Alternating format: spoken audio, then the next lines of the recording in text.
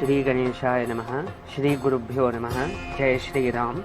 The Agni Puranam says, even getting a thought of constructing a temple or a water body will remove all our sins and get us a place in Vaikuntham. We are all very fortunate to get this bhagyam in today's time.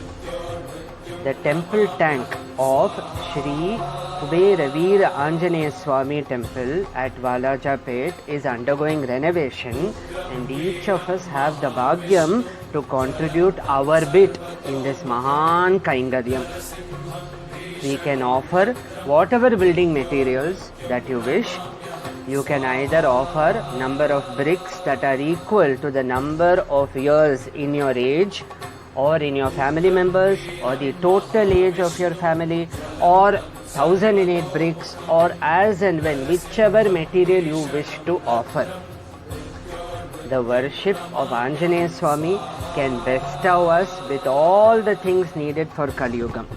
Buddhir bhalam yashodairyam nirbhayatvam arogyada achadyam vakpadutvam cha hanumat smaranat bhavet. By merely remembering Anjaneyar Swami, we get everything from intelligence to removal of fear, to removal of diseases, a long healthy life.